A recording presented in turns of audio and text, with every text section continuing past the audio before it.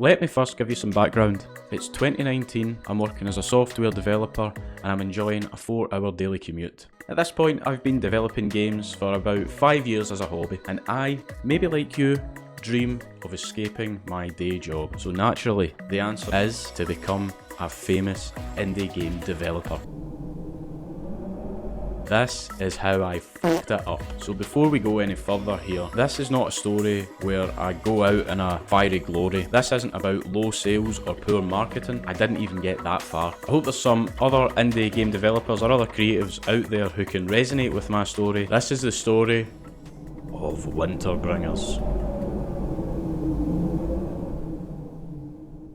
Started with extremely low expectations. In the previous 5 years, I had already started and killed many projects because they were far too complex for my simple indie dev mind. At the start, I knew I had to keep my scope realistic, which, now that I say it, makes the mistakes in the rest of this video even more ridiculous. I was inspired by The Lords of Midnight, an old ZX Spectrum game. I thought, if Mike Singleton could make it back in 1984, then surely I can make it in 2019 with all the modern game dev tools available. No disrespect there, Mike.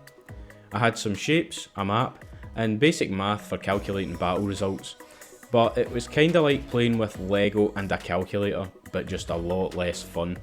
Realising that I was bored of my own game was the first red flag, so even after a couple of weeks, I was already restarting. Enter my next great idea. It's now January 2020, and I played a lot of Kingdom New Lands over Christmas. My new game was inspired by the Kingdom series, but I just didn't know what was going to be unique about it. Let's just call it Kingdom Vague Lands, because here's project killing mistake number 1, no design document. My game was basically just make something cool.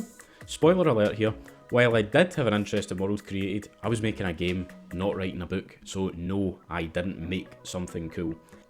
I get lost in the sauce of world building. Monsters? Check. Lore? Yep. Quests? Definitely. A playable game? Not so much. Because I had developed such a deep attachment with the world that I was making, I felt like I was the only person who could create with this vision in mind. So here's mistake number 2, I tried to do it all.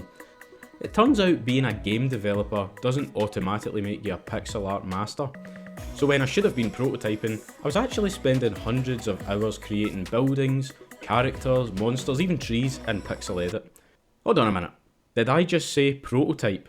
Here's mistake number 3, I didn't prototype. With no idea if my game was actually going to be fun, I cracked on. I was having the time of my life, creating a world where maybe one day a game would exist. I was having fun until I wasn't.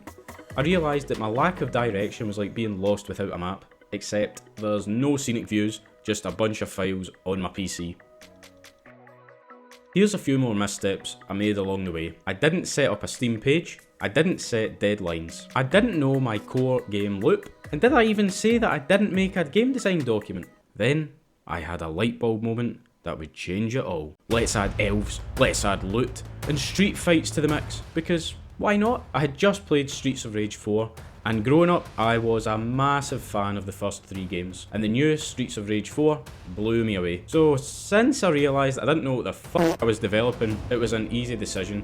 I turned my game into Lord of the Rings meets Diablo meets Streets of Rage, and this did actually help me. I transformed my game again, but this time it was a lot more focused. The problem was, it now had impossible ambitions. I didn't engage in combat, loot, races, classes, abilities, talent trees. It got ridiculous, but I was blinded by making a game that I had dreamed of playing.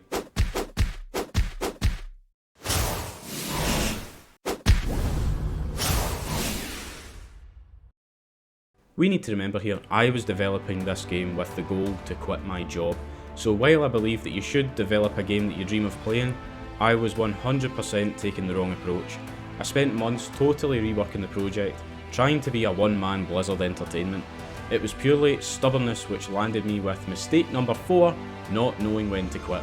I was knee-deep in features like dynamic weather, talent trees, different loot variations, all while the sunk cost fallacy whispered, "Keep going, you can't quit now, think of all the time you've invested."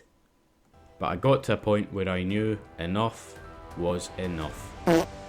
But the thing is, this whole project taught me a lot, mainly about my own limits and what I actually enjoy. Let me wrap up my tale of ambitions, dreams and reality checks. Here's what I've learned, and I hope you can benefit from this.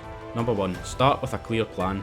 Don't develop anything until you've got a detailed vision of what you're building. Number 2, design document your way. There's no right or wrong way to create a design document. Some people like chunky paragraphs, others like to keep it light. Number 3, prototype early. Realise that your game isn't fun?